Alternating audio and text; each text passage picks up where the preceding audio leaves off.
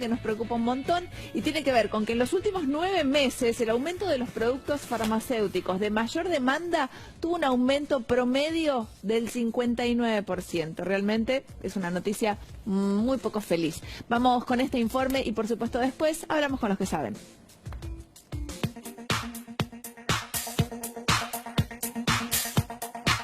Durante el primer semestre de 2016, en Argentina se vivió un periodo marcado por la inflación, con una fuerte suba de tarifas de servicios y el consecuente aumento de precios en alimentos y productos de la canasta básica, así como también en medicamentos. En este último caso, los incrementos de precios llegaron a superar el 50% durante el periodo que va desde noviembre de 2015 hasta agosto de 2016, y hubo aumentos de más del 100% en medicamentos que por lo general son utilizados por jubilados. ¿Cuál es la causa de ese incremento en tan poco tiempo? ¿Cómo seguirán los precios durante los próximos meses?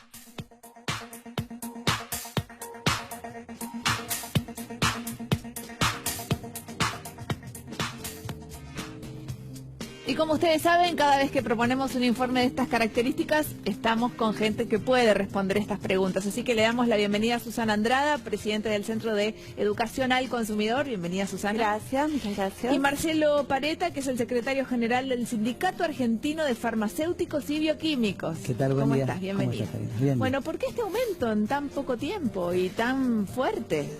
Y tiene que ver con la libertad que tienen los laboratorios en la República Argentina de fijar el precio y fijar la corrección del precio del medicamento. Algo que debiera reverse porque son insumos esenciales para la vida, a diferencia de un jean, un par de zapatos que uno puede esperar para cambiarlos. El tema de los medicamentos es esencial en la medida que el médico lo prescribe, que tiene que iniciarse el tratamiento cuanto antes.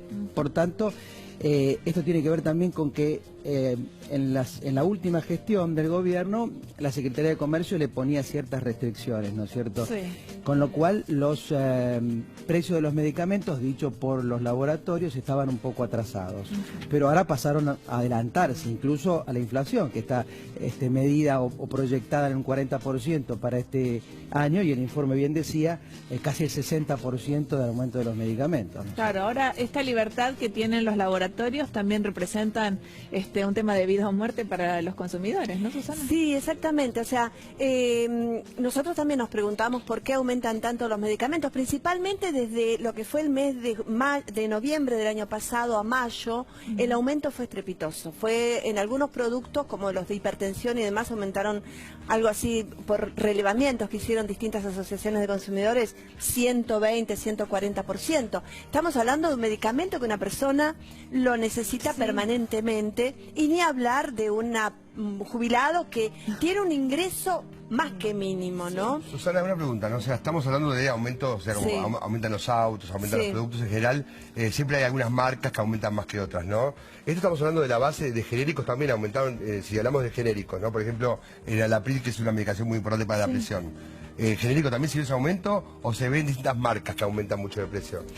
No, nosotros lo que notamos es que el aumento es parejo. Puede ser que no sea parejo en el tiempo, puede ser que uno aumenta este mes, el otro aumenta, porque si hacemos un historial de lo que fueron los aumentos de los medicamentos en este último año, aumentaron en el mes de marzo, aumentaron en el mes de mayo, aumentaron en el mes de septiembre, es como que el aumento es permanente hay un movimiento de ¿Y no es permanente con el aumento de los precios en general? Ya superó, o sea, esta cuestión de que, bueno, estaban atrasados y ahora, se ayornaron un poco el precio, fue excesivo. Se le fue de las manos el aumento. ¿Por qué? Porque estamos hablando que en la etapa anterior, con el gobierno anterior, hubo un acuerdo de precios en una canasta de medicamentos, que tampoco era que no aumentaban, aumentaban a la par de, digamos, la inflación, de lo que le autorizaban. De lo que le autorizaban. Bueno, es cierto lo que dice Susana, y hay que plantear una política distinta. Hoy los precios de los medicamentos están desregulados, es decir, lo cual eso es un signo de interrogación porque no debiera ser así. Si bien se cumplía a medias el tema de los precios cuidados en los medicamentos, es necesario regular el precio de los medicamentos. Hoy está liberado. Es como que la Secretaría de Comercio dijo, bueno, que el mercado regule el precio de los medicamentos, algo que ya ha pasado en nuestro país y no ha dado resultado. Primero. Y segundo, Arián, contestándote también, complementando lo que dice Susana respecto de los genéricos, si bien hay un aumento en términos generales de todos los medicamentos, siempre los genéricos aumentan menos porque tienen menos posicionamiento en el mercado. De ahí la importancia de los países que quieren combatir el precio de los medicamentos o controlarlo, es potenciar la ley de prescripción por nombre genérico. La gente tiene que saber y los médicos tienen que saber que deben prescribir el nombre científico, no las marcas. Y la marca se resuelve en la farmacia con el paciente, siempre y cuando se cumple exactamente la dosis y el principio activo prescrito por el médico. Y eso estimula la industria nacional, justamente porque las multinacionales son las que muchas veces se abusan de esta condición dominante que tienen. Y al tener un buen desarrollo farmacéutico en la República Argentina, debemos aprovecharlo y potenciarlo, recordando la vigencia de la ley de prescripción por nombre genérico, que evita esta creencia falsa de que una marca más cara es mejor. Pero hoy en día te venden el medicamento sin nombre genérico. Sí, claro. Te lo venden. Lo que pasa es que hay mucho lobby por parte de los laboratorios. Acá tenemos que hablar del... Bueno, trabajan en común con los médicos muchas veces, que en lugar de poner el genérico directamente te ponen el nombre del laboratorio. Y no olvidemos que los laboratorios en Argentina lamentablemente hacen mucho lobby. Y de todo tipo. Y mucha publicidad, mucha inversión en hacer marketing, lobby, posicionamiento de marca.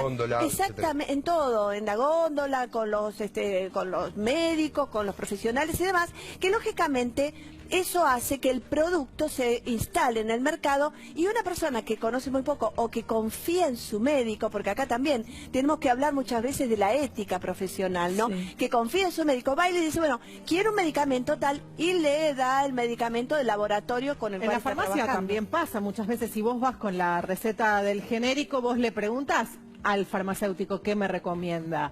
Claro. Entonces, también ahí puede haber algún tipo de presión o de sugerencia para adquirir uno u otro. Pero, ¿por qué no se cumple la ley de genéricos? Porque no hay publicidad. Es decir, cuando la ley de genéricos se instauró, se aprobó en el año 2002, plena crisis de nuestro país, fue una oportunidad. Claro, fue una oportunidad para, digamos, controlar los precios que en esa época también estaban descontrolados. El Estado en ese momento le hacía mucha difusión, recordaba al público la vigencia de la ley, le recordaba a los médicos qué debían hacer en la prescripción y le recordaba a los farmacéuticos qué debían hacer en la dispensación. Todo eso se apagó y el poder de lobby, como bien se decía, de los laboratorios, hace que crezca la marca y la gente vuelva a creer que lo importante es la marca, porque digamos en la televisión se ven las marcas y no se ve esta, digamos, publicidad institucional que recordaba el derecho que tiene el paciente a recibir una receta por nombre genérico y de elegir. Y que la obligación del farmacéutico, esto es importante, que presiona ahí siempre, tanto para los médicos como para los farmacéuticos, eso es verdad, porque los laboratorios quieren vender. Y aclararle también a la gente que no se enoje con el farmacéutico, porque no es el que fija el precio, sino que lo fija el laboratorio, ¿no?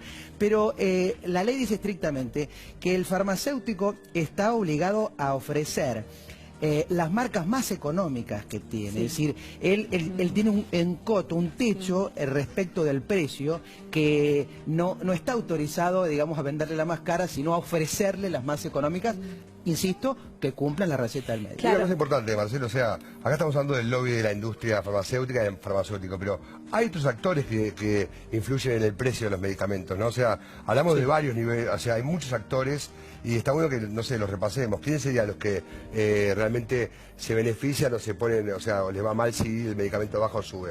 ¿La distribución? Las distribuidoras. Claro, porque una cosa las es el droguerías. precio. Claro, las droguerías son las distribuidoras, exactamente. Es decir, el precio tiene un precio que fija el laboratorio, de repente por el costo que tiene el medicamento, a veces por los insumos importados, que en parte también es cierto. No paga patente. Si paga patente, no paga patente. En parte es cierto, pero, digamos, se les va de las manos, porque volvemos al mismo tema del... Ahí, Susana, que hay un exceso o que hay un abuso de una condición dominante. Total. Yo suscribo lo que vos decís. Otra cosa es realmente nos olvidamos de lo que era la ley de genéricos, porque yo me acuerdo cuando fue en el año 2002, cuando salió la ley de genéricos, hubo un avance muy importante por parte de los medios de comunicación. Ginés González García estaba en ese momento como ministro y Torres estaba en la superintendencia y hubo un avance. todo eso quedó desdibujado en el tiempo. Claro. Y hoy nos encontramos con medicamentos que no están controlados por el Estado, que tuvieron una intención de la Ley de Defensa de la Competencia, pasar por la Cámara de Diputados y demás, no quedó en nada, y hoy, como dice él, lo dejaron librado al mercado. Pero quiero volver al tema de esto, de los actores, porque es importante, porque dentro de todo hay algunos medicamentos, como puede ser la insulina, que no cuesta plata, o sea... que es interesante porque hay un modelo de tratamiento para la diabetes donde la insulina es el último recurso, es gratuito y no pasa por ninguno de estos estadios que estamos hablando. O sea, hay una potestad del Estado o de la superintendencia para poder cubrir el costo de un medicamento. Por eso me gustaría repasar desde la droguería cómo sigue esta nómina de actores. Exactamente. Digamos, descrito el precio del medicamento y separando quiénes pagan patente y quiénes no pagan, cuando el precio tiene una patente, cuando el medicamento tiene una patente, indudablemente el precio es mucho caro. más Es carísimo. Pero la gente tiene que entender que el 80% de los medicamentos ya están fuera de patente, o más a veces. Pero exactamente. Con lo cual, el costo de producción es bajísimo. Una insulina que, por supuesto, está fuera de patente, salvo las más novedosas, pero la clásica que el paciente diabético necesita está fuera de patente, vale centavos hacerla. Un ibuprofeno que también muchas veces sale carísimo, para el bolsillo de la gente que lo tiene que consumir todos los días, me refiero, no por unidad, se podría hasta regalar. Pero claro, para eso hay que hacer una política muy firme.